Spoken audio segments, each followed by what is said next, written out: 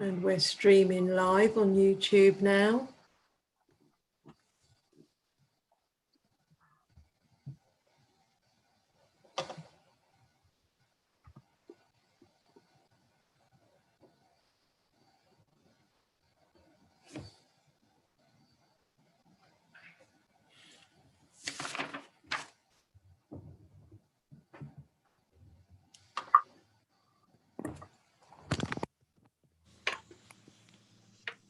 Can we?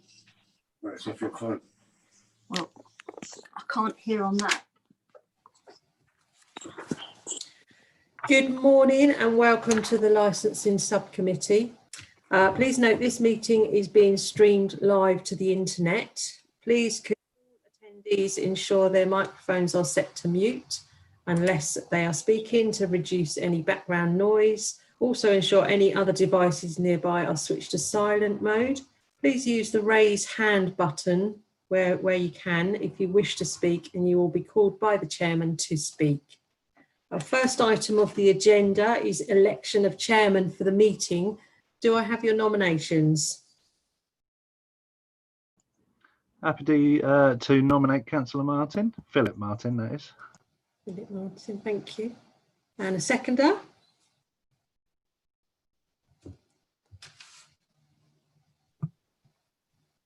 Councillor Jim Martin, are you okay to second that? Happy to second, yeah. Thank you. Councillor Philip Martin, are you happy with that?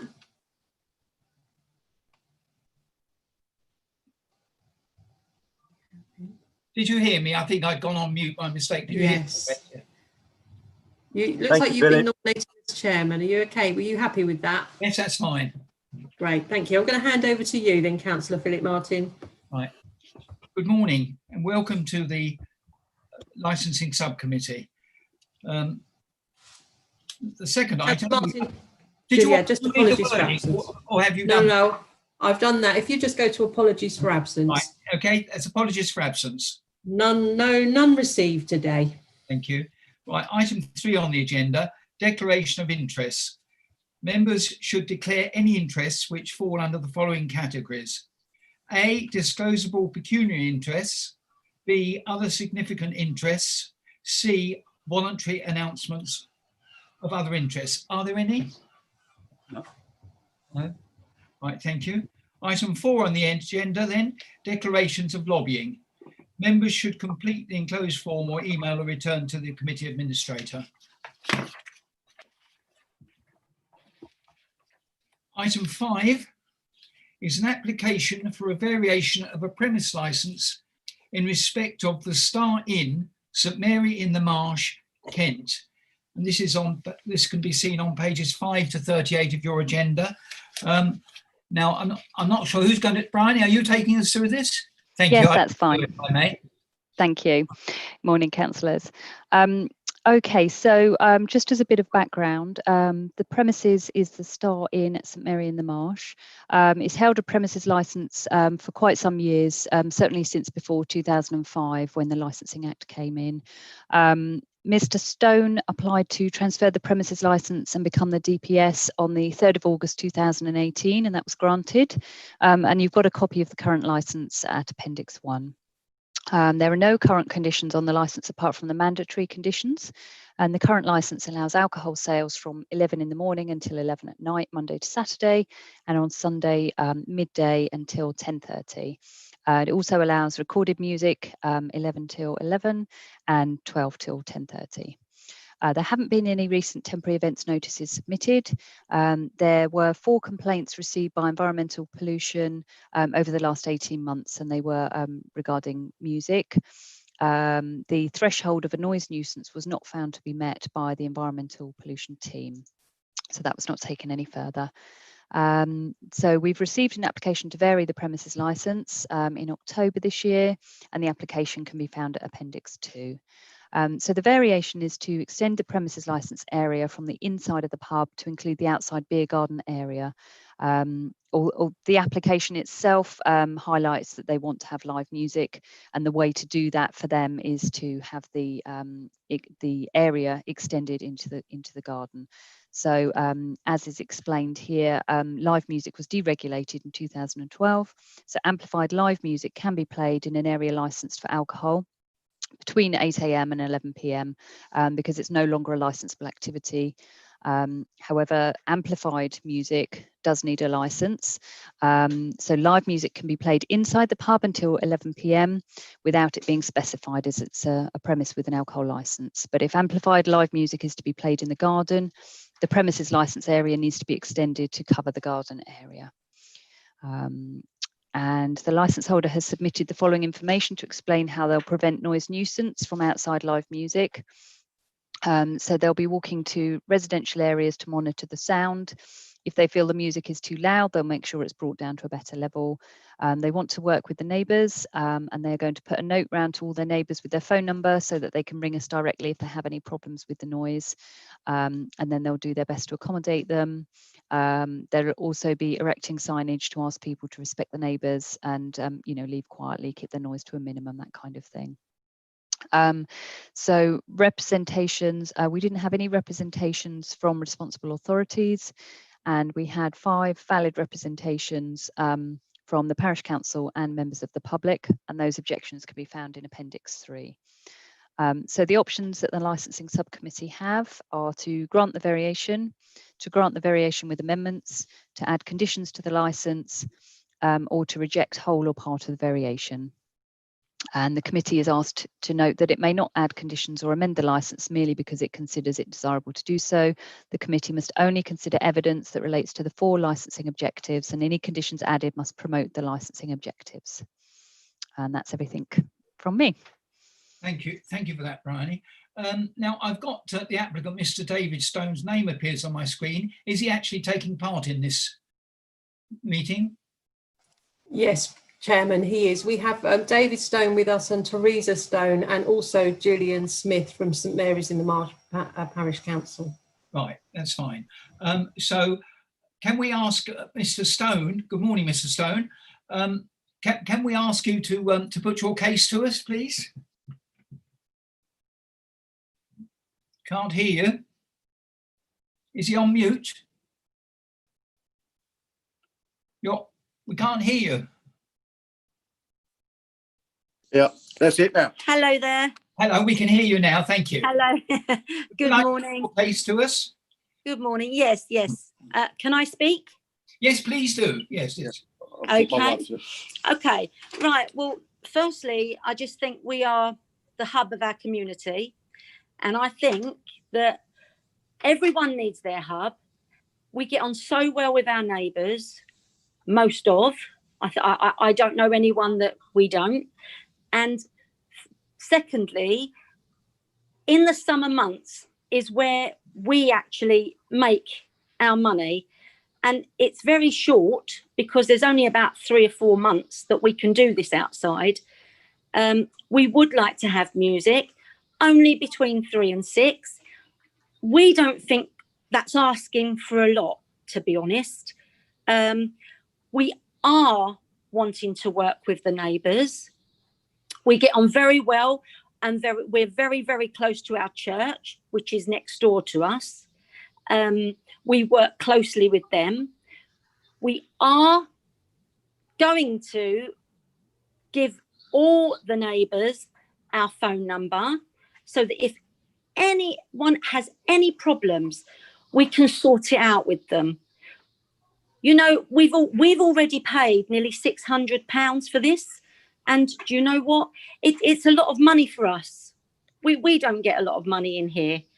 I just feel that I just feel like we're not asking for the world. We're asking for 3 hours on a Sunday afternoon.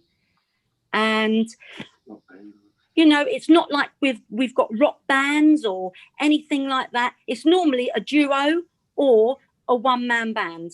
That's what we have. Yeah, I mean, we need our money to survive, and we make it through the summer. And that's why we're asking.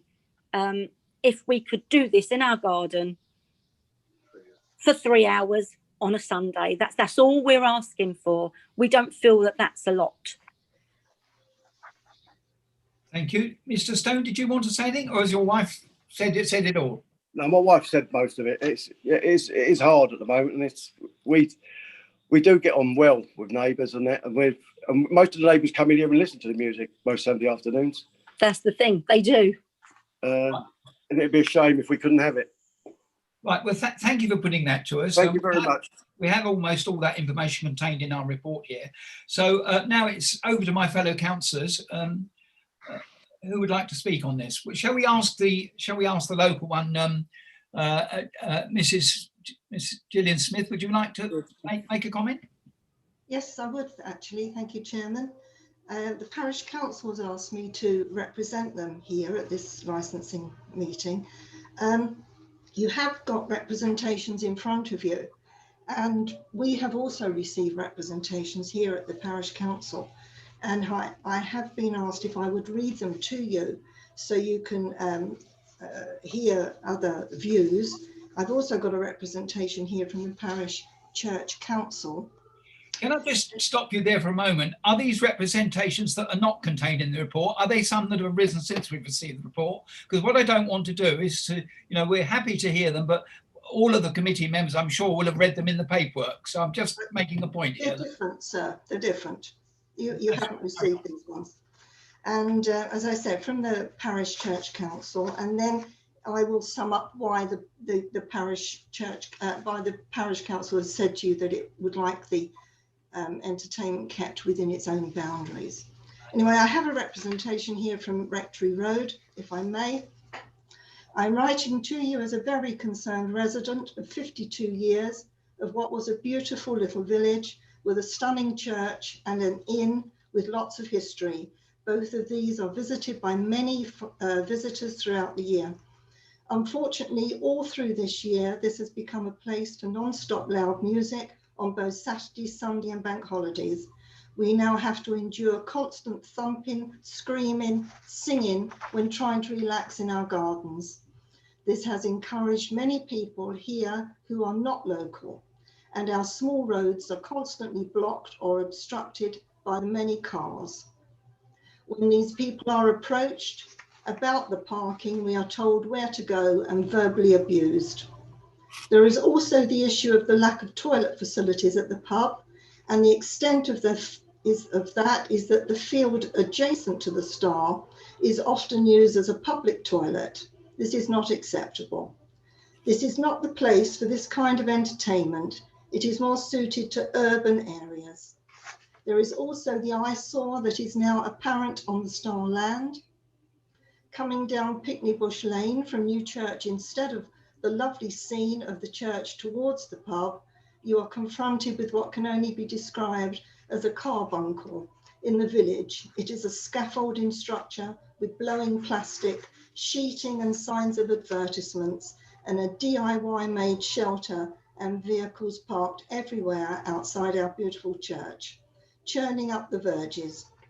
We have many events in the church, weddings, christenings, and Sunday services. These will all be adversely affected with live music from the pub. I am not a killjoy and I'm not anti-music, but I do feel that the local residents have not been considered when these licenses have been granted. I also understand that people have to earn a living, especially with so many country pubs closing. It is this year the pub has been busier than ever with takeaway services. I do hope you will take my views into consideration. That's just one. I've got a shorter letter here, Chairman, if I may. Yes. Thank you. I have lived close to the Star for almost 25 years and have seen landlords of the Star Public House come and go. We have always tried to support them as a business and will continue to do so. The last thing we want to do is to have any bad feeling between the publicans and local families. However, on the application of a license for outside music, both live and recorded, 7 days a week until 10:30 at night, I feel I must protest. I know the granting of the license does not mean they will be playing music all day, every day. However, it gives them the possibility of doing just that. Until a couple of years ago, the field between the pub garden and the nearest houses was considered the private garden to the pub. However, the previous landlord removed the dividing hedge and used the extra space as an occasional overflow car park and occasional events venue. Occasional was once a month maximum. There was no problem with that. This year, we have seen the live music events growing from once a month to every Sunday. And once we were released from lockdown, and events have now started running every Saturday and Sunday and also bank holidays, it is too much. We have a basic right to enjoy at least one day of the weekend music free in our own gardens. It is not just the music I oppose to, but the screaming and cackling of both children and drunks from the sound of in our gardens and everywhere. Many local residents work shift work and have children and need to sleep all hours. We also have seen a number of patrons attending the outdoor music events using the surrounding fields as an outdoor toilet facility. The pub has one male toilet and 2 female toilets. It is not sufficient for such large events. The bus stop and churchyard have not escaped either. Neither should these be used for such purposes. Now, I have had a representation, Chairman, from the Parish Church Council, which has said that it's most concerned because Sunday is a very important day for the church. It also has weddings, funerals, christenings, Sunday services, Sunday evensong. It has its own fundraising events and special events, and the parking is a problem in the very small village. And community facilities such as the church and the pub have got to share these restricted parking facilities. By having outside music and the events, it is likely that the pub will dictate and encroach on everybody else's services. I would like to just say that next to the church, there is a dilapidated church hut, but that is going to be rebuilt next year. And that too will have activities. They too will be looking for parking in the lanes. Although they will have 12 parking spaces in their own area, they are likely to want parking in the lane as well. There will also be keep fit and choir, which might cause a problem if there's outside music all the time. So there is a need to share the facilities. Consequently, because of the representations the Parish Council has received, and one last thing I just want to mention is that I don't know if you can see this, Kent Local Wildlife. This is the church, and the boundary of the church is a wildlife site. Can you hold it up a bit higher? I can't see it. Thank you. Can you see that? That's lovely. Thank you. Thank you. And that site goes right out onto the road. And unfortunately, people are using this as a public convenience under such events. And that's upsetting residents, it's upsetting everybody. And you may know, and I just want to highlight one thing, which both letters have mentioned, that the field next to the pub is being used as a public convenience. Now, the field belongs to the Parish Council.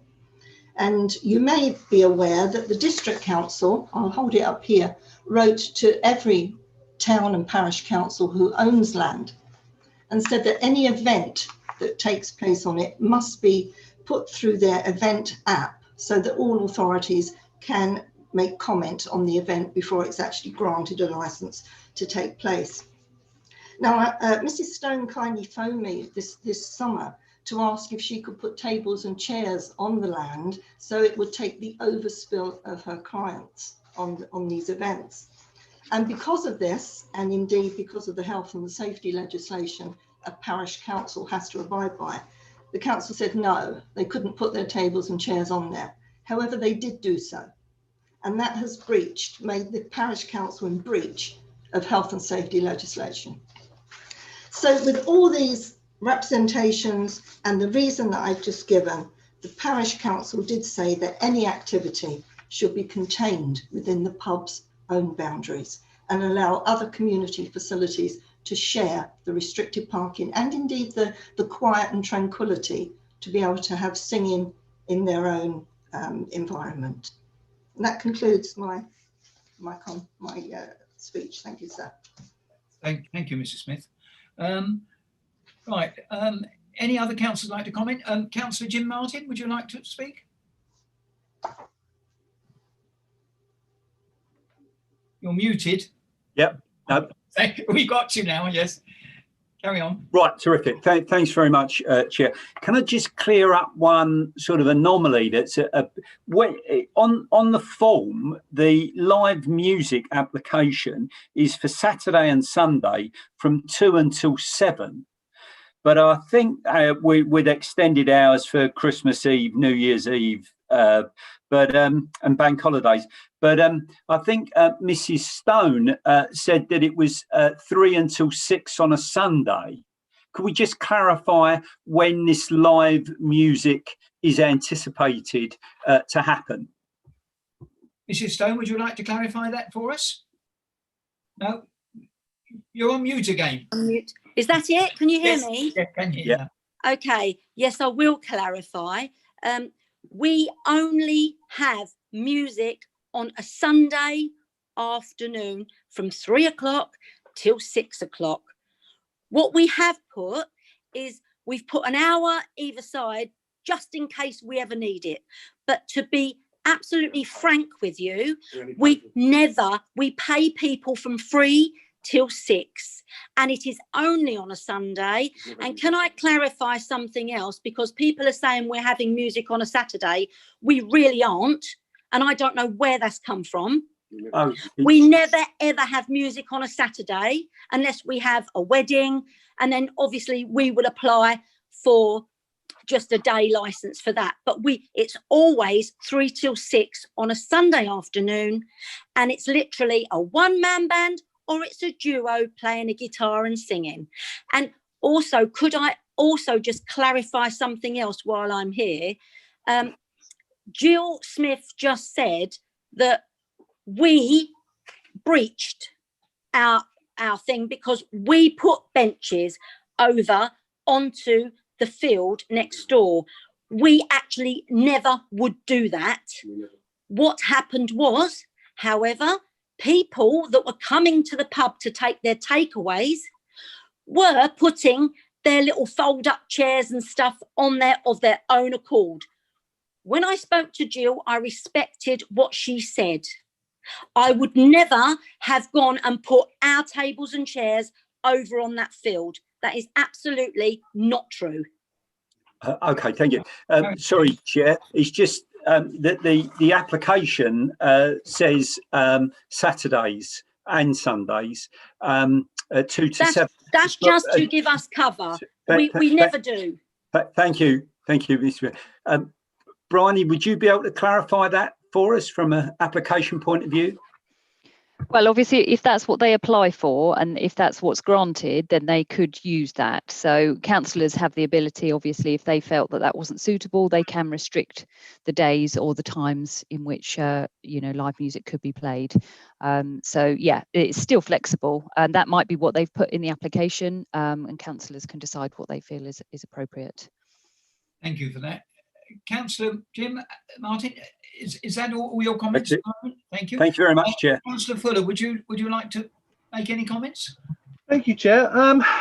Just to be 100% clear, this is the field closest to Wade's Close, yeah? Is that right? I don't know if it is. Yep. Okay. And you're saying that you've definitely never put any benches whatsoever onto that field? None whatsoever. One of the interesting things about Google Maps is it has a satellite facility, and it shows you a satellite image of the land that you're looking at. And I must admit, I'm looking at a satellite image of the Star Inn now, and I can see at least 3 benches on that field. Now, no, that's our field. That's our field. So that's your field. You're looking Okay. at our field. You're looking at ours. You're looking at our pub garden. No, I can see 1, 2, 3, 4, 5, 6, 7. Yeah, 7 on your garden, but 3 on the adjacent field as well, by the looks of it. It's not 100% because it's a satellite image. It's not as close as I'd like it to be, but that's what it looks like. Never had a bench on we would never ever put any benches on the field next door to the cottage. Is it possible that your customers have been moving your benches then? Because Nope, as I say, nope. this looks Nope. very much like benches. It's not 100%. I totally concede it's not 100%, but as I say, No, no, no, no, no. We wouldn't let No. them into the garden. I barricaded the garden off. Okay, that's the first one. What's your capacity in terms the of garden? parking? Well, parking and in terms of people. We've got a big garden for parking. Yeah. Which we use. Roughly how many cars? I mean, I can see 2 in the satellite image, but Probably we've got a car park which would sit about 10 to 12 cars. 10 to 12 at the front. And we've got a garden which would fit about 50 cars. But then we've got a garden, the paddock, which would probably fit 50 cars in. Okay, so that's a reasonable. I mean, that's certainly upwards of 200 people if you've got people car sharing, as it were. So just in follow-up question in terms of the road, because there's been obviously complaints about the road itself, and this is more for officers. Is there a way, or is there any practical reason not to make that a double yellow road, given how narrow that is? I'm surprised there aren't double yellows on it already in terms of parking. I know that's not necessarily a licensing thing, but that's just a sort of side query. Councillor Fuller, I don't believe it's a licensing issue. No. Yeah, well, though that might be something to allay the concerns of one of the concerns of neighbours. I mean, to be honest, looking at the distance between the houses and the pub, I'm actually quite surprised that people are saying they can hear music indoors. But we have had those complaints. What is our threshold for a noise nuisance in terms of decibels? Or Bryony, can you answer that?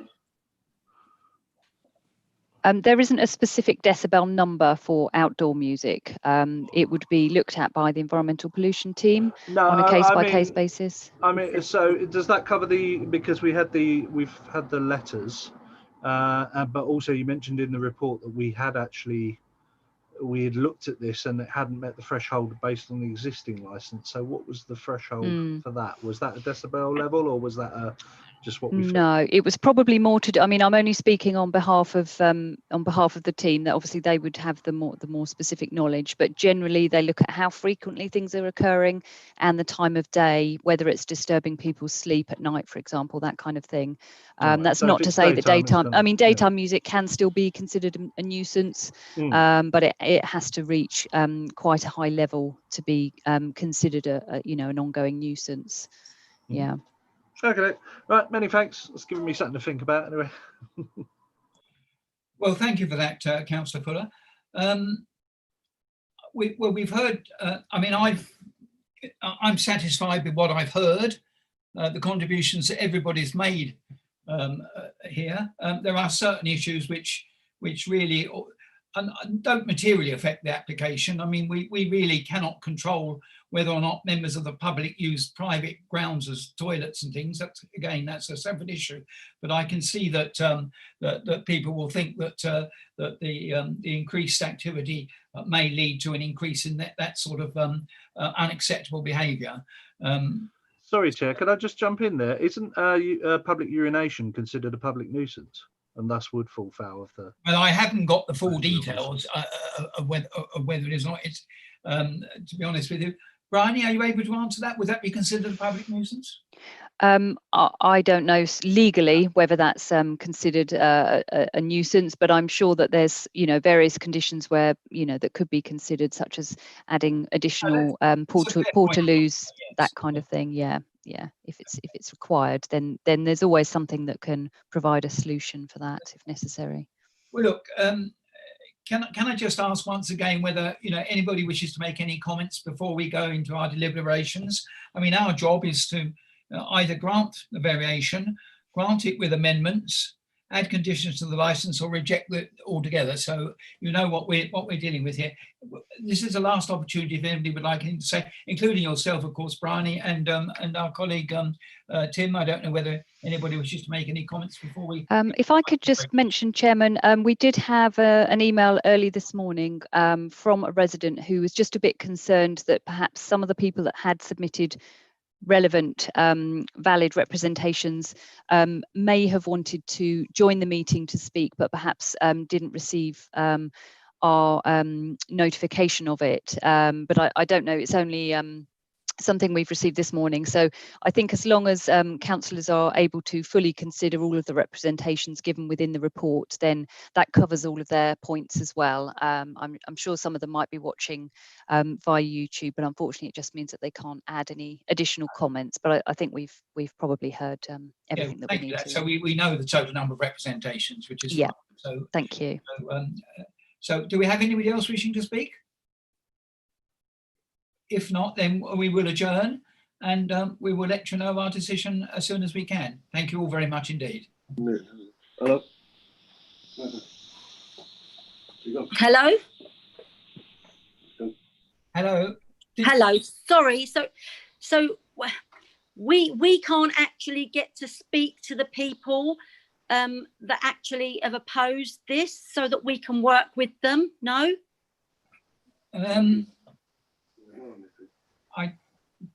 I'm not 100%. Let me just think about that.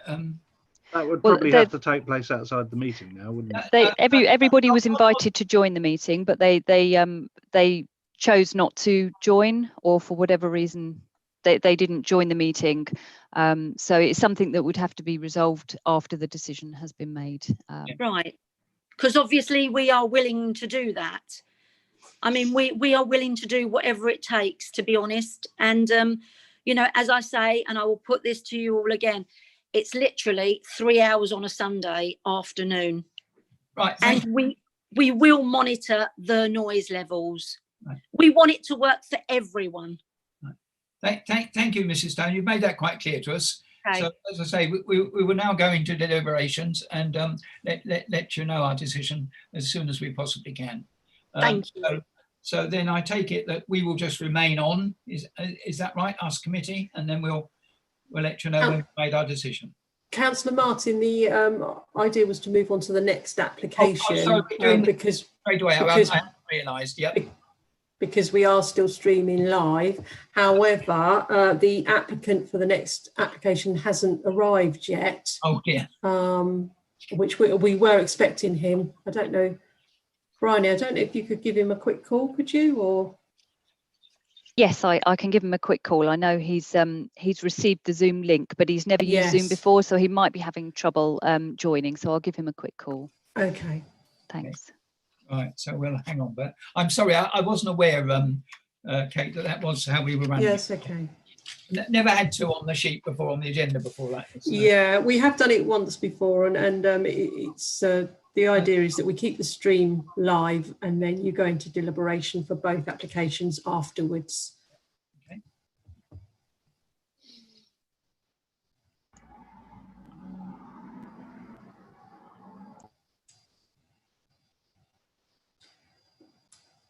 Mr. and Mrs. Stone, are you okay to leave the meeting now?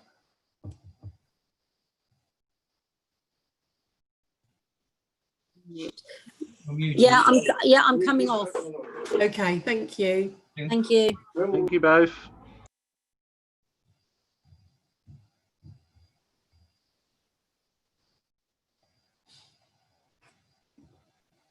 We'll just see if Mr. McFarlane, who's the next applicant, will join us. We'll just give it a few minutes, a couple of minutes. Okay. Oh, looks like he's here.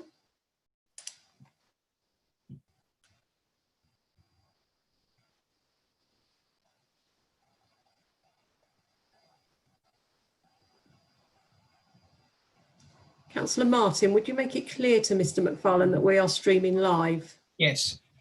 Good morning, Mr. McFarlane. Can you hear me?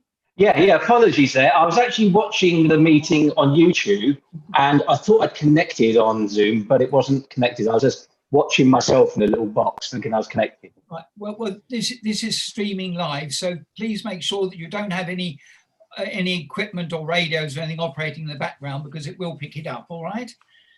Yeah. So anyway,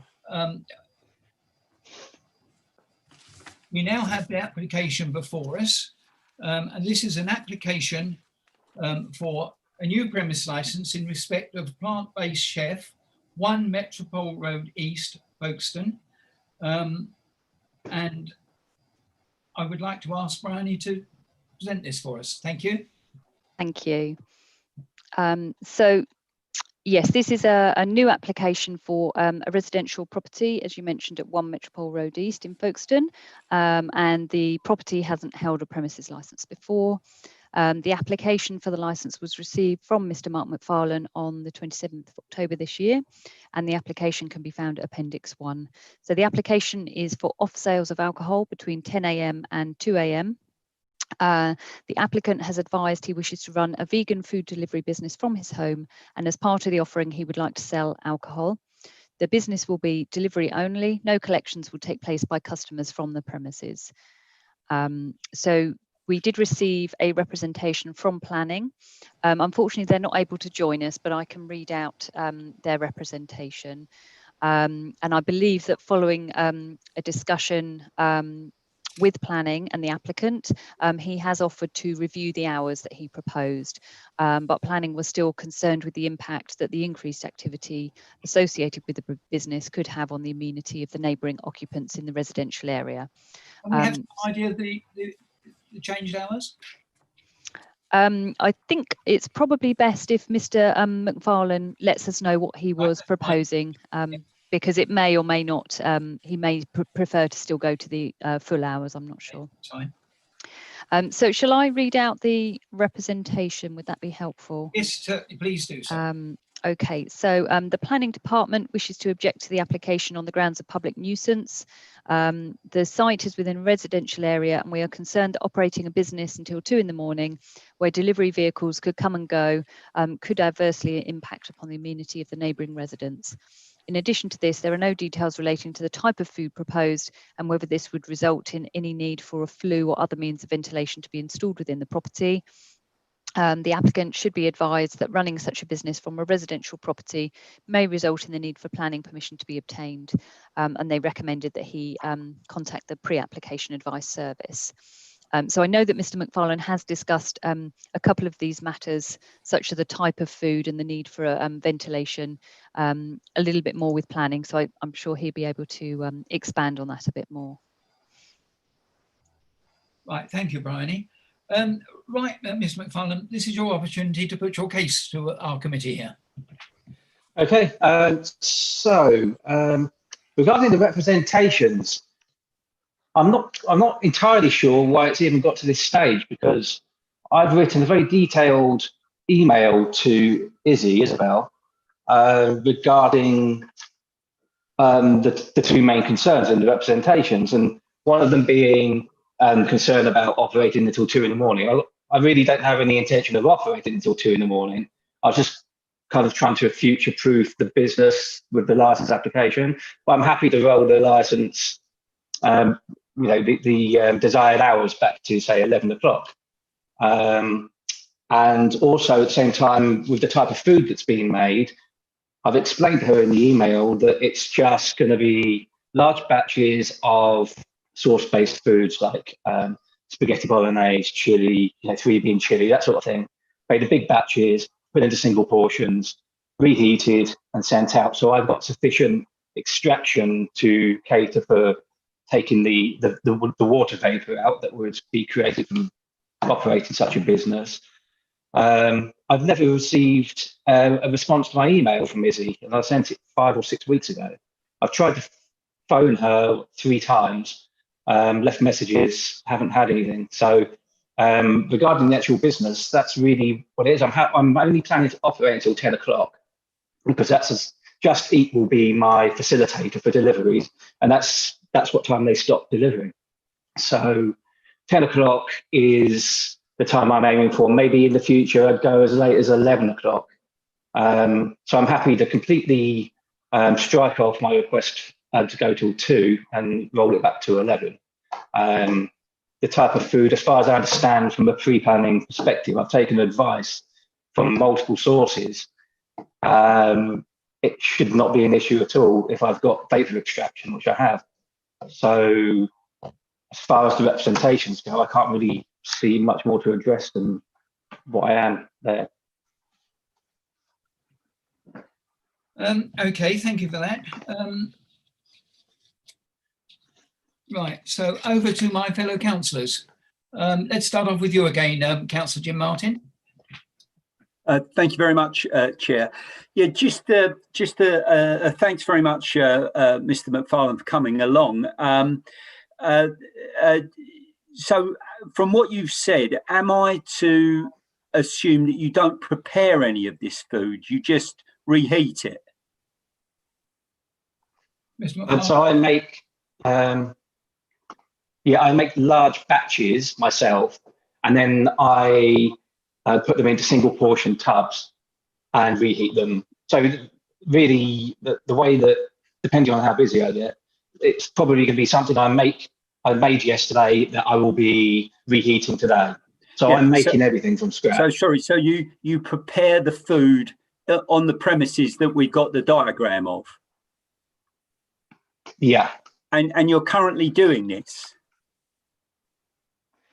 No, I haven't started trading yet. I want to get this out of the way.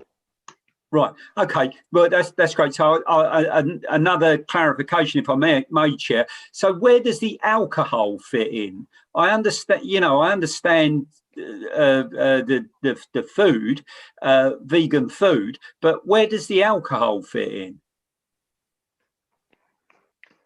So the alcohol, it's just if someone wants to have a bottle of wine or a couple of bottles of beer with their food, it's just someone at home who doesn't want to go out, they can order a bottle of wine from me, pay a little bit of a premium, and they don't have to go out. There's quite a few businesses locally that do the same thing.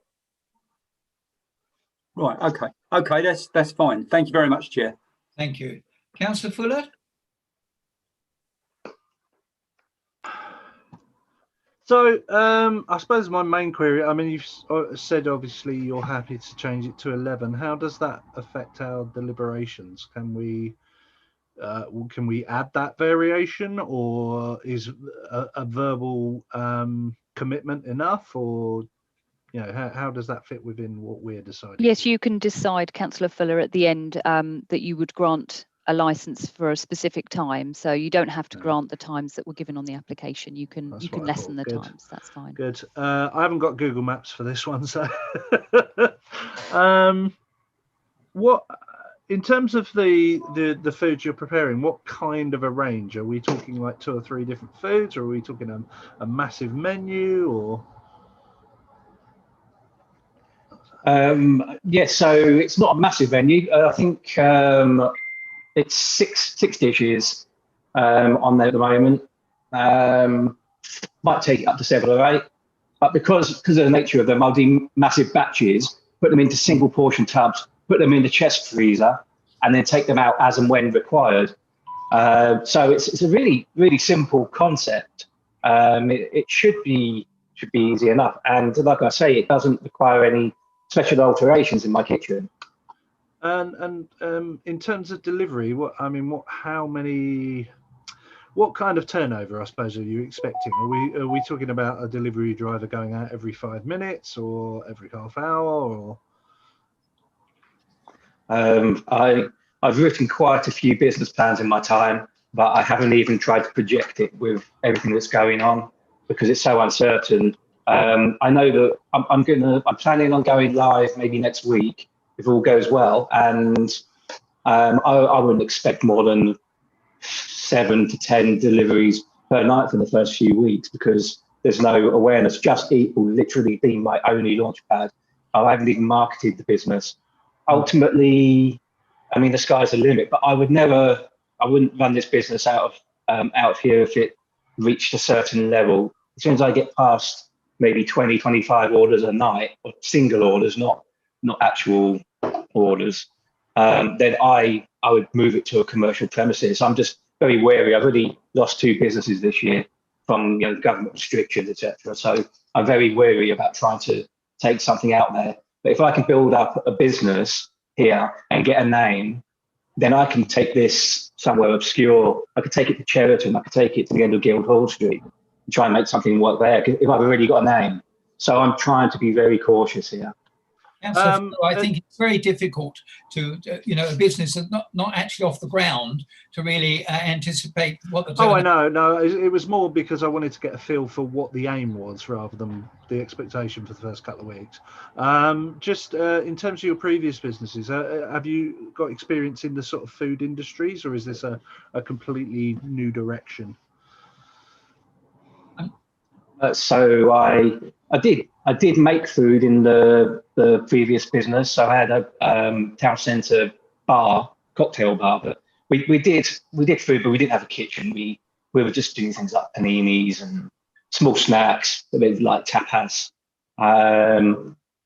My expertise really is just because I'm a qualified nutritionist, and I thought, well, why not try to live a business that's true to your own core rather than try to do something to make money. I'm just trying to keep myself going here. I'll be honest, I've got serious issues at the moment, just trying to keep going with losing the businesses and finding lack of daily purpose. And this is something that I feel very strongly about, trying to bring healthy food into the fold in society. I mean, there's so much junk food that's there for delivery. Some healthy food would be good. So that's really what I stand. Okay, many thanks for that. Have you done with your questions, Councillor Fuller? Yes, I am. Cheers. Bryony, do you wish to add anything? Not really. I'll just in reference to Mr. McFarlane's point that planning hadn't got back to him. I did speak to Isabel, and she'd been on leave, and she had received his explanations on the type of business and that kind of thing. And I did say to her, was there anything she wanted to come back with? And she just said that she still had concerns about the principle of the proposal, and it's not just a question of the proposed hours of operation. We're concerned about the impact on public nuisance due to close proximity of other residential properties in this residential area.